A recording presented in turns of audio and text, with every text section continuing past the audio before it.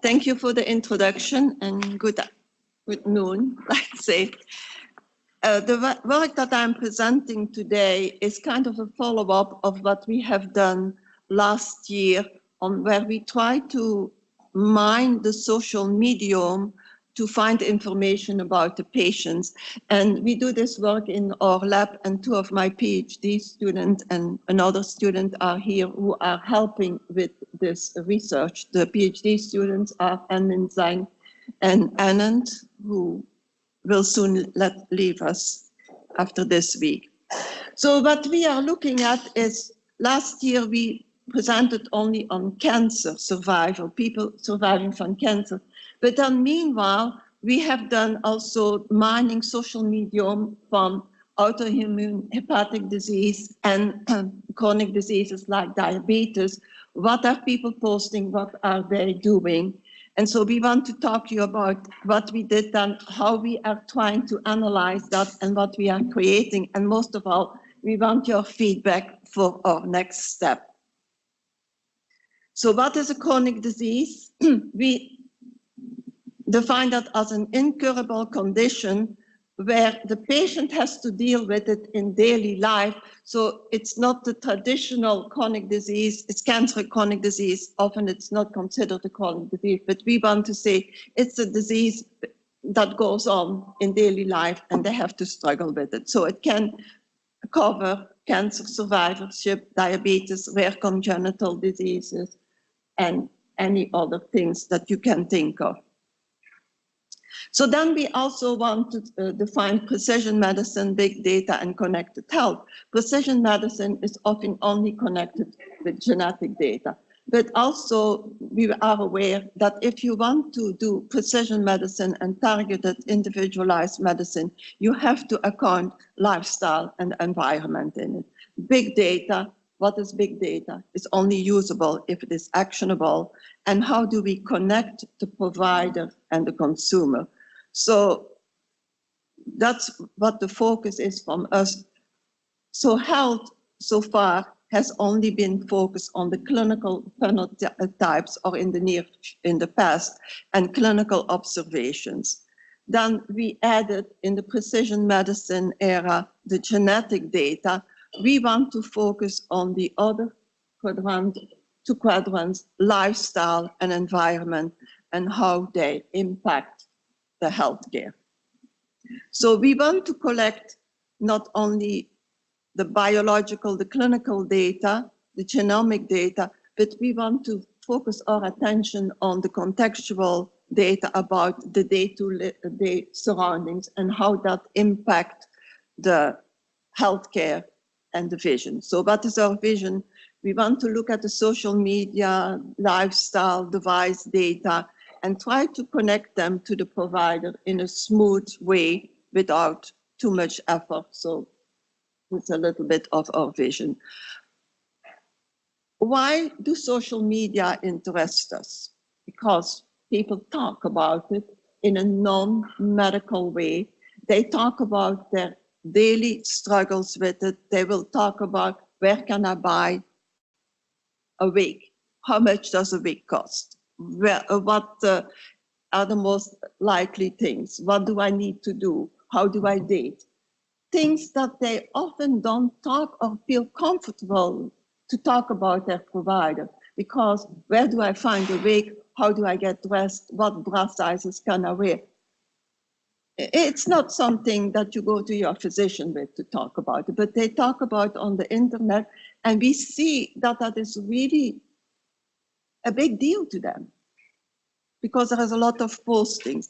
There is some emotions, some things that they struggle with. What do? I lost my friend. Am I going to go through the same thing?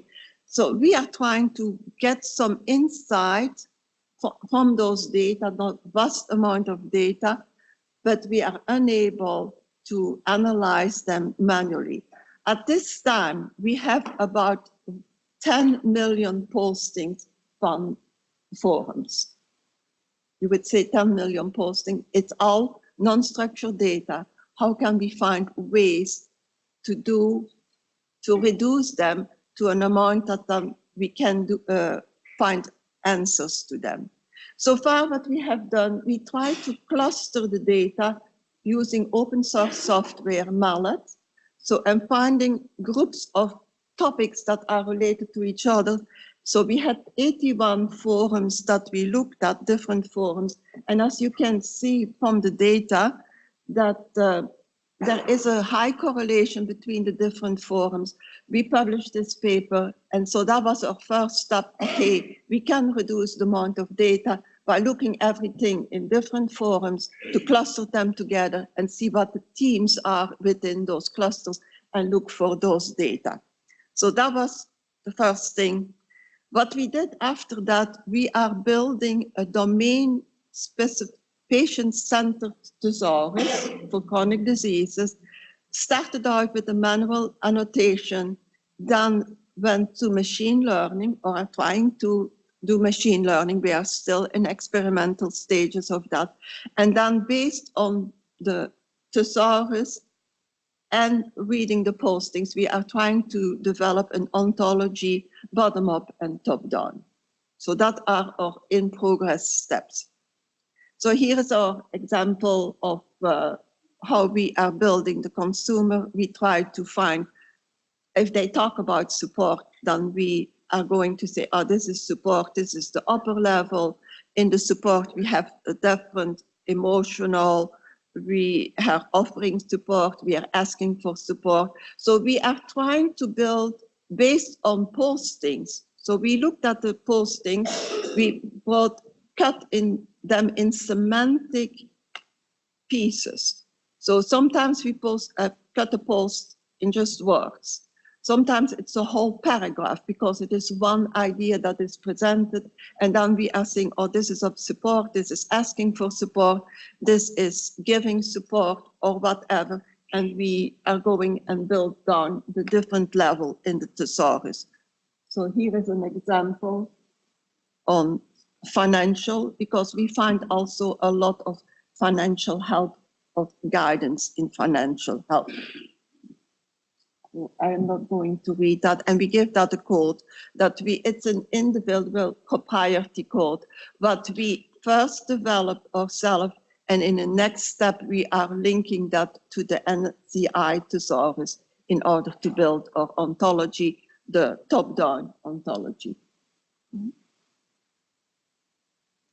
So then the next step is we want to move to machine learn. So when we have done the thesaurus, we have done several postings manually, manually put the thesaurus together, find the themes in it. And so then we try to bring it to machine learning. We tried in an initial step to automatically link it to WordNet. And lo and behold, what did we find? That WordNet does not have any medical terms. So we have to create our own WordNet for medical terms, and that is what we are trying to do that now based on our thesaurus. And like Anand put in a little note, bad machine, bad machine, because machine did not know. We had to teach the machine on how to analyze medical text. So that are the two things what we are currently the most advanced stage, the thesaurus. How many items? 500 items? Communications or entries? Entries. About 350 codes, 900 communications. So we have 350 codes, 900 communications that we have analyzed so far. So the next step, the framework that we use for our machine learning, we look at the user posts, and then we remove, first of all, the URLs that are in the user post, but we don't get rid of the URLs. We keep them, but we just replace the word with URL. So we can always go back, because when we remove a URL, we have the posting, the line in the posting, and what the URL is. So we can always go back to it. Then we remove the apostrophe. I cannot see my slides from here. So let me.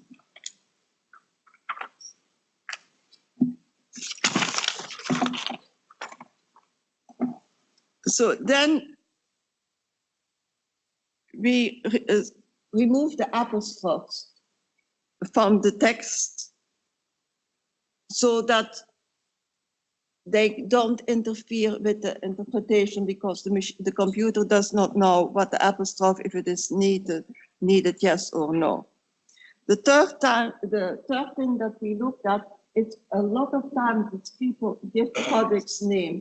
And so we do the same thing with the product name. We put them in a different database, but have a reference to that database so we can always go back to it. Then we do also take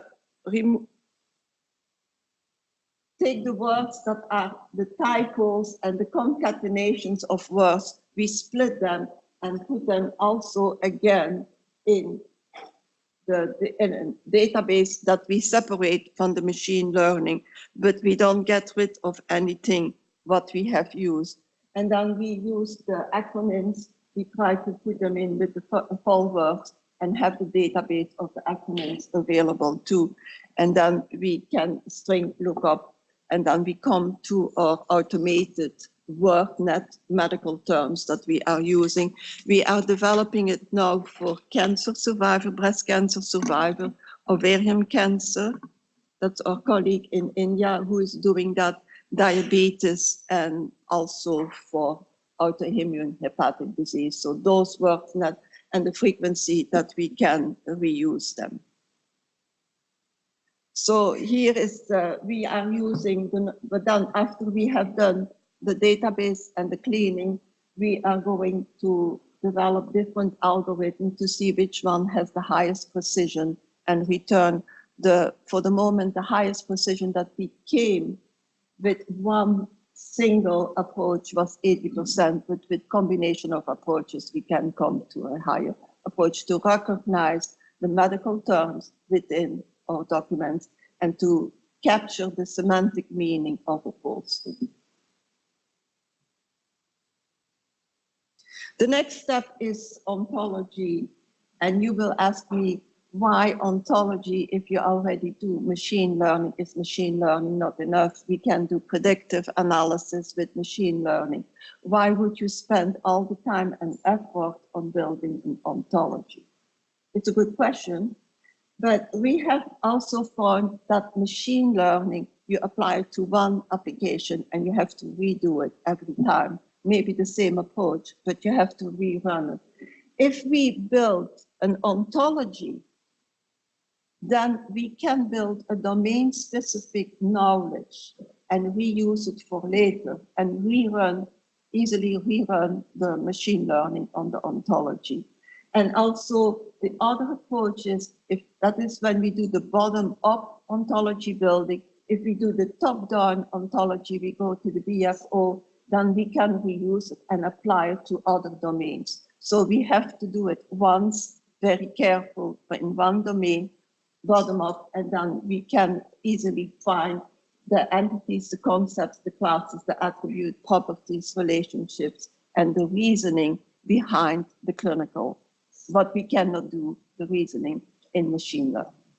So that is why we want to go to the effort to do the ontology building.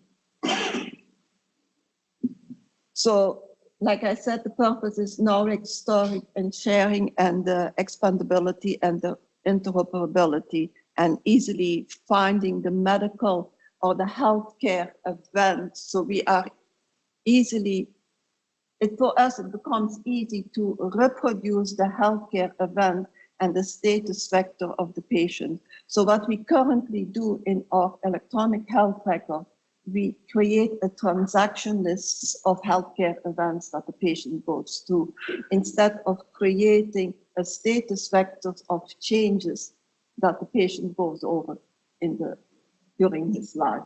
So that is why we insist on building that ontology and testing or hypothesis that we can create that status vector. So here are our two approaches. Like I said, the bottom-up approach, it's domain specific. So it's cancer, or it's diabetes, or autoimmune hepatic disease. We have those three. We define the most specific concept within and the most general classes. Again, here, Orthosaurus help us to define those concepts. It's easier to capture structures and domain-specific concepts. It captures experience. It's close to the application and understandable by the domain experts, where sometimes machine learning is not easy for them to understand, and it is dynamic. And then we can go to the BFO, and some people here who have worked with Sunny Buffalo, they know that the BFO is their approach, the top-down approach, where it is non-domain specific.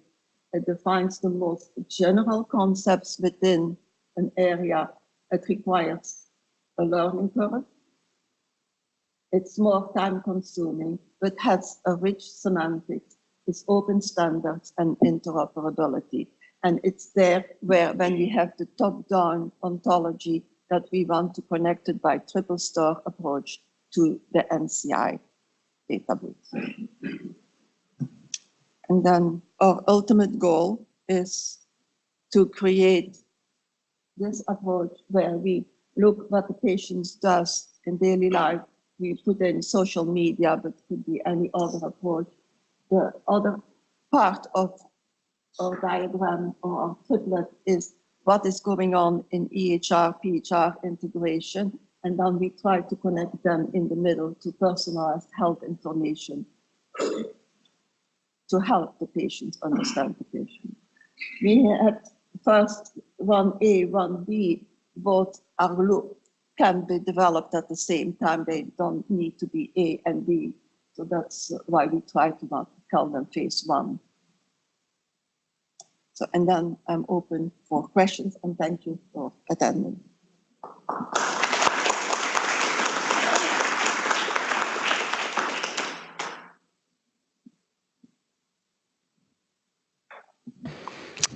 Hey, Josette. Question is around, could you give us kind of an example? So if you take the social, so yeah, go back to your next to last slide where you have kind of your ultimate goal. Oh, sorry, yeah. So you're building the ontology, which is going to help kind of glean knowledge from all the social media postings that you have. Give us an example of how you anticipate that informing, because here it looks like you're going to take that and act upon the patients themselves, kind of like maybe through patient activation or something. So give us an example of kind of how the knowledge that comes out of the social media would kind of inform patient decision making. So if I understand your question, it's how we take that decision from what the patient does and how the decision making is informed. So what elements, what factors do they bring in? So we want to understand, first of all, what is the medical problem? And then second, how is this medical problem lived in daily life? What decisions, what are the factors that impede to be compliant, to use that term, and to put that knowledge into behavior, and to them to see what are patients doing on a daily basis, what are they ignoring and why, and then try to funnel that in medical decision making to get a better understanding, to give it to the physician before the patient. How do patients call things? Are we aware, and how do we connect that? Do they talk about it in their health visit? Because they don't always talk about it with them. To provide some, in the ontology, we would see this creates this the reasoning. And then if the patient allows, because we already have built an AQ HIPAA, to connect that to the medical record and maybe see what are the links to it. Are they reoccurring? Are the certain concepts reoccurring for patients within a certain disease, with a certain timing after the disease? So like the financial questions are not during the treatment of cancer. They come later. Is my health insurance still paid for? Am I not going to the limit of my health? So we try to get the knowledge, what is A, what is B, what is the relationship between those two things, how do they occur? So that is what we tried through the different posting. We were able, the website that we use so far is a public website.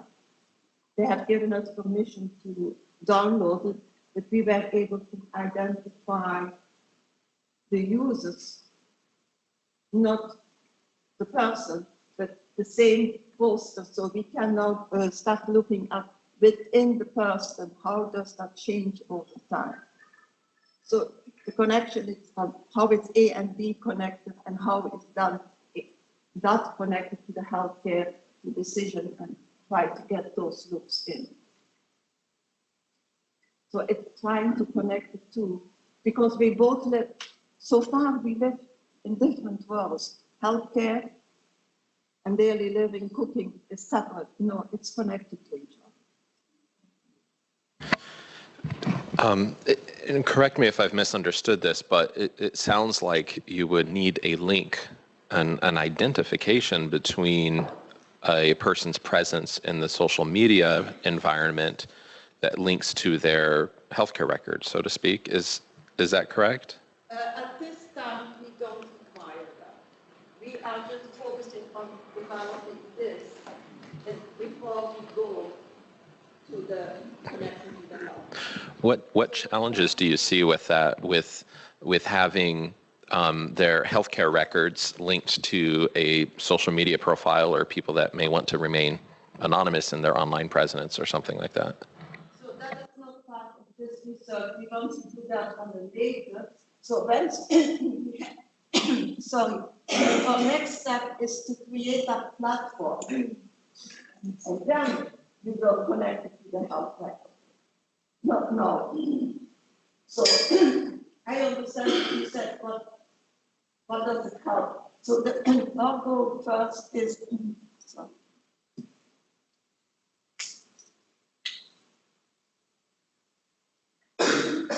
Initial goal is first trying to understand what is happening in daily life before we build something.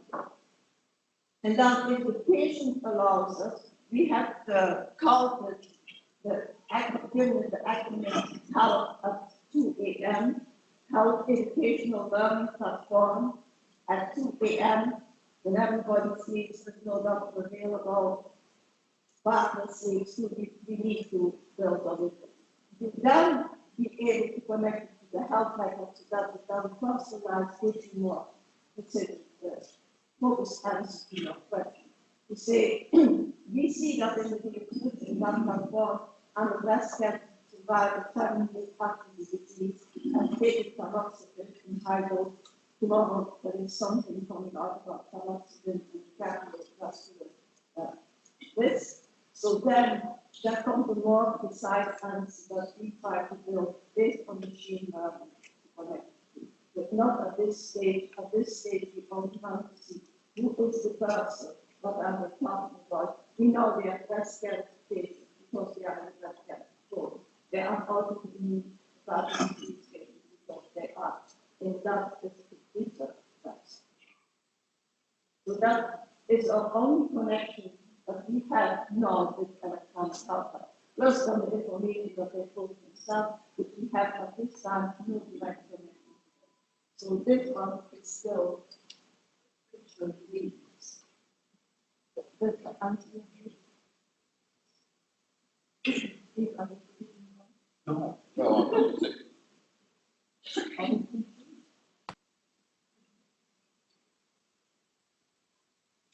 Feedback from you for what we suggest we could do. Or I heard you say one of the next steps is creating a platform in terms of research. Is that you can create a platform to do research, or are you thinking about other questions you'd like to answer? Where do you go next? the next step is to create that platform to see how we can connect the patient and the provider to a EHR, where they can do their service, they can post in their own environment that they can create and maybe connect to our work methods and ontology with the electronic health records, and that we can further the answers more precise to their questions, because we know who is who behind it, and that we also know their way of thinking, and as a physician, they go to a medical visit, that the physician knows how to thinking and doing. So instead of only looking at the electronic health records, we can have a summary of what they are doing, what the best benefit in their life. So I see phase 2 is creating the platform and phase 1A is complete. I may have missed it. Phase 1B, what is that complete as well, or is that ongoing? I think other people are voting in that. Okay, so that's not your work on phase. Okay, all right. Okay, that's helpful. So Okay. we are